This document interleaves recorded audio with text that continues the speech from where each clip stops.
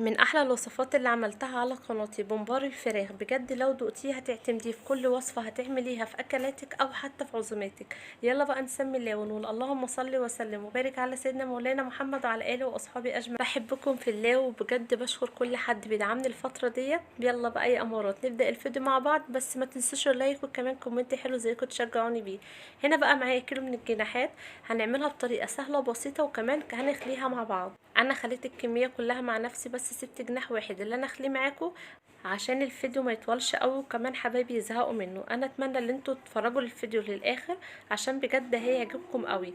هنبتدي بقى نخلي الجناح. في الاول هجيب بقى السكينه، ابتدي بقى اللي انا اسلك اللحمه من فوق وبعد كده هروح شاده الجناح على تحت. للناس اللي هتقولي طب السكينه لازم ليها تبقى حاميه، لا مش لازم.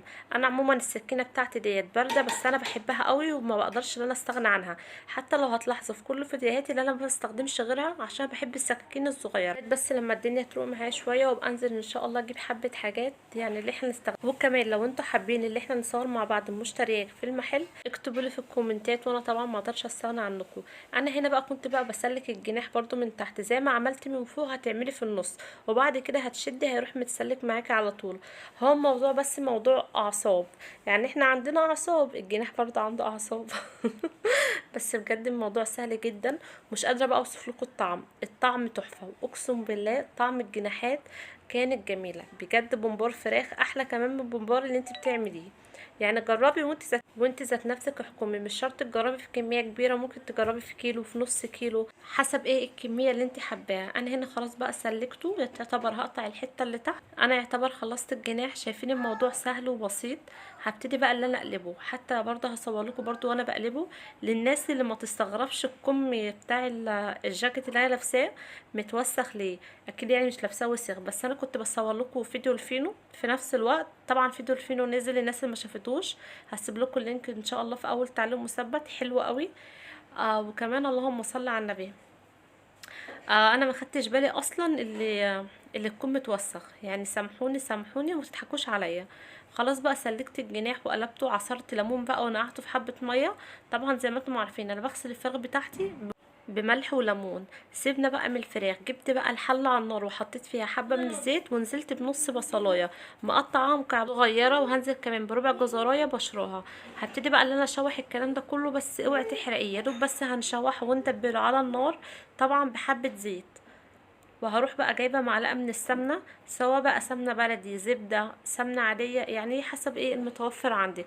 جبت بقى كوبايه ونص من الرز وهنزل بيهم، هدوهم برضو تشويحه، وهبتدي ايه اللي انا اشوحهم كويس قوي. وبعد كده نحط التوابل.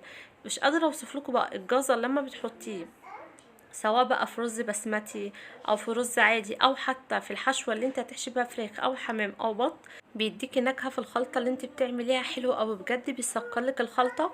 بس ما تكتروش زياده عن اللزوم. طبعا انا عامله كيلو عشان كده نزلت بربع جزرايه.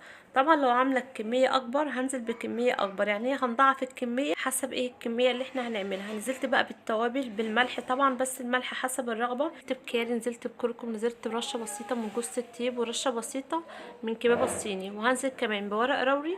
وهنزل اللهم صل على النبي بعد ما هشوحه كويس عليه بورقتين روري وواحده من الماجي. وكمان هبتدي ان انا اشوحه لمده دقيقتين 3، وبعد كده هنزل بالميه. بس احنا مش هنسويه سوا كامل يا دوب، بس هنسويه يعني يعتبر 50%، وال50% التانية هنسويه مع الايه الجناحات وكده. لو سويناه سوا كامل لما تيجي تحشيه بالجناحات اللي هو هيعجن منك ومش هيبقى مفلفل، يبقى الاحسن هنسويه 50%، وفي 50 التانيين هنكملهم مع الجناحات وهي بتتسلق عشان يبقى مفلفل وايه وما يعجنش منك. يا دوب بس تشرب الميه، هديله تقليبه وهحطها ببوله لغايه لما اتبل الجناحات عشان يبقى الرز بيرد، عشان ايه اللي هو ملسعكيش. خليكي ايه ذكيه.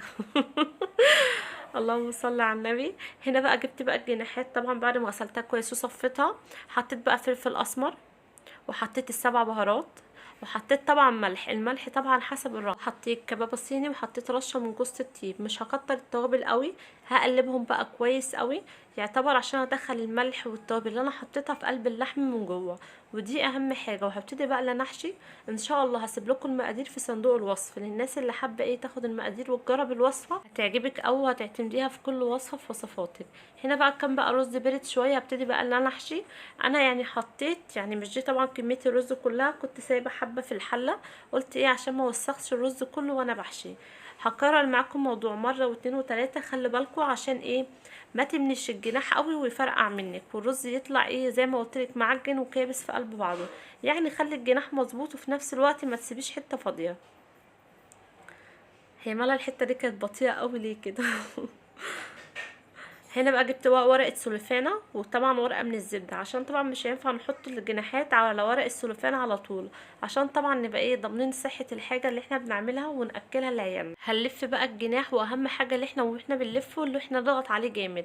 ليه بقى؟ عشان لما تضغطي عليه الميله اللي بتبقى في الجناح يعتبر السبعه ديت هتروح خالص، وهيبقى شكل البومبار وهيبقى حلو جدا. حابه بقى ساعتها بقى تحمريه، تعملي بالصلصه، يعني ايه اللي انت حباه. هقول لكم يعني على كذا طريقه، بس لما يجي وقت التحمير. كل حبايبي اللي بيتفرجوا عليا لو وصلتوا للحته دي عايزاكم بقى تدوسوا لي بقى لايكات كتير قوي، عشان توصلوا لي الفيديو دوت اكبر عدد من اللايكات. في كل فيديو بنزله معاكم ببقى عشمانه فيكم اللي هو يطلع ترند بيكم، طبعا من بعد ربنا سبحان الله وتعالى. لو ربنا يريد اللي هو يبقى الفيديو دوت سبب نجاحي، ان شاء الله هنجح بيه. بس انا طبعا عشمانه فيكم، عايزاكم بقى توصلوا لي اكبر عدد من اللايكات. طبعا كل حد بيدوس لي لايك بيفرح قلبي، وفي نفس الوقت الفيديو بيتشاف اكتر. شايفين هنا بقى وانا بلفه بضغط عليه جامد. الاول هنلفه بورقه الزبده وبعد كده بورق السلوفان، وهنبتدي بقى نقفله من الجناب كويس عشان ما يفكش مننا واحنا بنسلقه. خليكم مركزين. هعمل معاكم الطريقه ديت مره كمان عشان يبقى كده 3 مرات، واكمل انا بقى بقيه الكميه مع نفسي عشان الفيديو ما يطولش وتخنقوني. طبعا انا حاسه ان الفيديو دوت هيطلع فيه دوشه كتير، سامحوني بقى لو طلع فيه حبه دوشه، عشان أنا عند ماما، عشان عارفين يعني الايام ديت اللي انا بروح عند ماما كتير عشان اخويا وكده، وكمان عندنا ظروف ادعوا بقى اللي احنا نطلع منها بالسلامه. دوت بقى يعتبر اخر جناح هحشيه معاكم. عايزاكم بقى تشجعوني وتكتبوا لي كومنتات حلوه زيكم، كل كومنت بيجيلي بجد يعني مش قادره اوصف لكم، بيبقى ناقص كده اطلع اعمل فرح في الشارع وازغرط. بص انا صريحه بجد، اللي في قلبي بيطلع على لساني، ما بعرفش اللي انا مثلا اشكل الكلام، او اللي انا مثلا قبل ما افتح الفيديو اللي انا هرتب الكلام اللي انا هقوله. يعني انا بفتح الفيديو والكلام اللي يطلع مني هو اللي بيتسجل. ازاي تبقوا عارفين حاجه زي كده بجد؟ بس النقطه كمان اللي انتوا ما تعرفوهاش، اللي انا كمان من غير ما اشوفكم بحبكم قوي قوي في الله. هنا بقى بوريكم التلاتة اللي انا عملتهم، هتغمضوا هتفتحوا هتلاقيني خلصت بقيه الكميه. شايفين الجمال؟ هي اصلا الجناحات بتتكلم عن نفسها من قبل حتى ما اعملها. شايفين بجد حلوة قوي. هنا بقى حطيت المية على النار تغلي، هنزل بقى بكمية الجناحات، بس الصراحة حسيت ان الحلة صغيرة نقلتها في حلة تانية. يعني هي الكمية خدعتني وقلت دي كمية صغيرة ورحت حاطة الحلة ديت، بس حسيت ان انا لو سبت الكمية كده في جناحات هتتسلق وجناحات لا، عشان كده رحت نقليها في حلة اكبر وحطيت مية في الكاتل تغلي. وحطيت نص بصلايه، والنص التاني طبعا استخدمته في الخلطه، كانت البصلايه كبيره عشان كده استخدمتها نص هنا ونص هنا. حطيت بقى حبان ورق لوري وفلفل اسمر والسبع بهارات وملح، مش هضيف اي حاجه تاني. مش شرط ان التوابل تبقى كتير عشان الاكل يطلع طعمه حلو، لا بالعكس ممكن نعمله يعني بنكهات بسيطه او توابل بسيطه والاكل يطلع طعمه حلو جدا. هنا بقى الميه كانت غلت زودتها بقى، وهسيبها لمده نص ساعه على نار عاليه، وهتلاقي كده الجناحات معاكي بقت زبده. هنا بقى بعد نص ساعه بالظبط عريت عليها، شايفين حتى هتلاقي واحده الورقه بتاعتها اتفتحت. قفلت بقى النار وتعالوا بقى نفتحها مع بعض. كنت الصراحة كنت حابة اشوف واحدة فتحتها وكده، اللي كانت مفتوحة لقيتها بقى بص بالجمال دوت، ولا فكة ولا الرز مهري وشايفينه متماسكة، بس كانت سخنة قوي على ايديا. افتحهم بقى عشان بقى كنت حاطة حلة المحشي على النار، بس طبعا ما رضيتش بقى ان انا اصور معاكم المحشي، كنت لسه منزلاه من قريب. هي يعتبر كانت يعني حبة فاضلين عندي في الفريزر من الكمية اللي كنت عاملاها من قريب، قلت لما اعملها جنب بومبار الفراخ الخطير اللي احنا عملناه دوت. مفيش بقى ولا واحده فكه ولا واحده مهريه، كل الكميه طالعه زي بعضها متماسكه وحلوه قوي. لازم بجد تجربوه. قومي كده لو عندك بقى في التلاجة كده جناحات، قومي يلا اخليها واعملي الجمال دوت والعظمه ديت. مش قادره اوصف لكم جوزي قال لي عليه ايه، قال لي بجد حلو قوي، وما كانش بجد مصدق ان دي الجناحات. كنت الصراحه اول مره اعملها وعجبته جدا جدا. هنا بقى حطيت بقى الزيت على النار وخليته سخن كويس، وبعد كده هنزل بالجناحات اقليها. تعالى اقول لكم بقى، لو حابين مثلا تحطي حته زبده وتشوحيها هتنفع، لو حابه برضو تشوحيها بمعلقه سمنه هتنفع، حابه مثلا تدهني الوش صلصه وتحطيها مثلا في الفرن اللي هي تتحمر هتنفع. مش شرط ان انت تقليها في الزيت، بس انا حبيت ان انا اقليها في الزيت عشان يبقى زيها زي البومبار اللي احنا بنعمله. طبعا الممبار طبعا احنا بنقليه، ما بنحطوش في الفرن او حتى مثلا بنعمله بالصلصه. عشان كده بدل هي اسمها فراخ بومبار، يبقى طبعا لازم نقليها. عشان كده حبيت ان انا اعملها بالطريقه ديت. تعالوا بقى نطلعها مع بعض. شايفين الصبع متمسك زي ما هو، سلقته وحمرته وما فكش مني خالص. خلاص بقى قليت بقى بقيه الكميه. تعالوا بقى نشوفها مع بعض. هنا بقى حبيت بقى ان انا اظبط كده الموضوع، ورشيت رشه من الخضره. شايفين بقى الصابع عامل ازاي؟ بجد الكاميرا ظالمه اللون، اقسم بالله اللون تحفه. تعالوا كده نلفه مع بعض، حلو قوي قوي. والله يعني مش قادره اوصف لكم. الكميه خلصت والله اتنسفت. يعني انا كنت عاملاه والصراحه ما كنتش متاكده اللي هو هيعجب جوزي ولا لا، بس عجبه جدا وما شاء الله يعني كان منه. وقال لي كمان ابقي اعملهن. عايزه اقول لكم كمان ان انتوا ممكن تقدروا تخزنوه في الفريزر، بس وهو ني مش مستوي، يعني هتحشيه وكل حاجه وتروحي لفاه في الورق السلوفان وتروحي مخزناه في الفريزر، هتطلعيه على السوا على طول. وبجد برضو هيبقى حلو قوي. يعني مش شرط مثلا انت مثلا لسه تعملي الخلطه، لا ممكن تجيبي كميه وتروحي مثلا مجهزاها تطلعيها تسلقيها وتحمريها، وبألف هنا وشفا مقدما. تعالوا بقى نجهز الصينيه. شايفين المحشي بتاعي عامل ازاي؟ لسه منزلاه من على النار حالا ومتبخر وحلو قوي.